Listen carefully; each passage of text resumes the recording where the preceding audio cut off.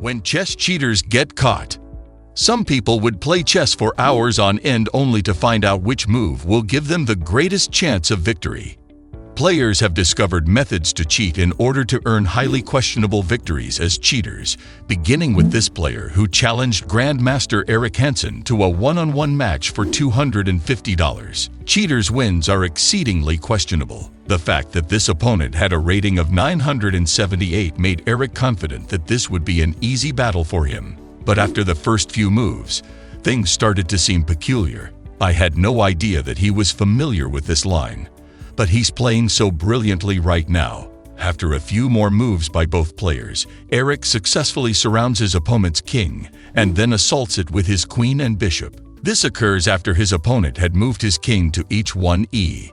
If Eric is successful in this match, he will join a select group of those who have been successful in defeating the chess cheater. Unfortunately, the cheater finds the best move by moving the rook to g1 with the aim of playing g5, which, following rook a3, would trap Eric's queen and make him give it up. The cheater wins the game. Even though Eric plays h6 to prevent his opponent from playing g5, his opponent still plays it, which is an incredible move. The swindler plays queen a2, which puts Eric's king in danger of being checkmated.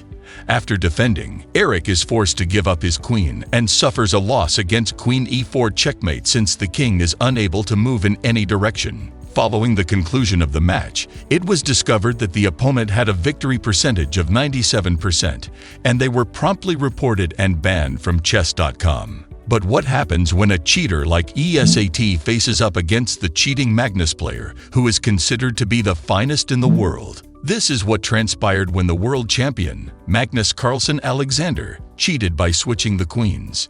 The knight that Magnus Carlsen has placed on square g5 is a risky assault that has the potential to cut the king and the rook in half. Alexander immediately puts an end to this menace by transferring his monarch to a defensive position. Both players continue to develop their pieces, and despite the fact that the cheater has an additional pawn, Magnus is in a position to take it back rather shortly. After a few more moves, he accomplishes this goal by capturing the pawn with his knight, which positions Magnus in a position that is marginally superior to that of his rival. Alexander has not yet exhausted all of his options, so he places his rook on square d8 and approaches Magnus with a trade offer. At this time, Magnus thinks to himself, "Wow, this guy's playing really well." But he rapidly loses that impression when the player moves his knight back, which is the move that is optimal in this situation.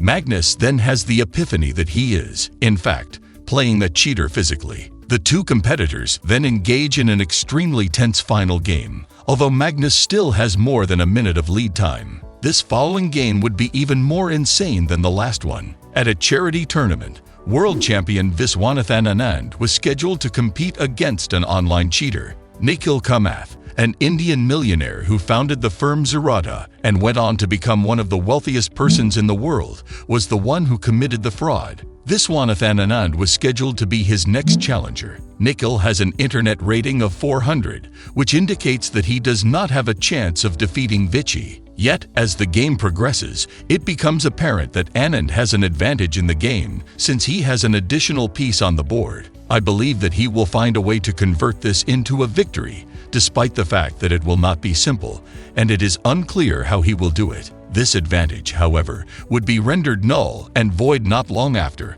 as Nikhil would be the one to have all of the dangers, including Anand's knight being attacked twice and a pawn that was ready to fall.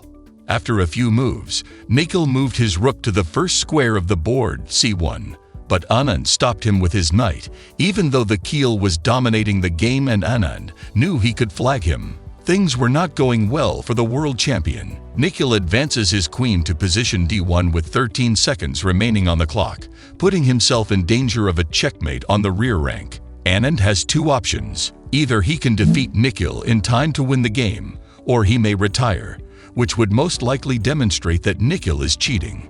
After giving it some consideration for a while, she finally makes the decision to give up. When Nikhil comes out on top, he doesn't exhibit any emotion at all.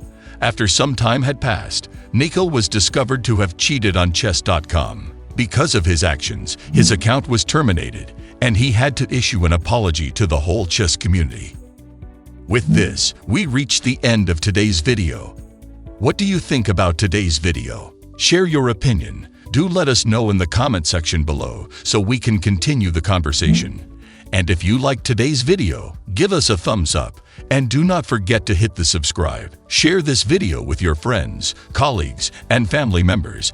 And press the bell icon for more upcoming videos. We'll see you next time with a newer video. Stay tuned. Take care.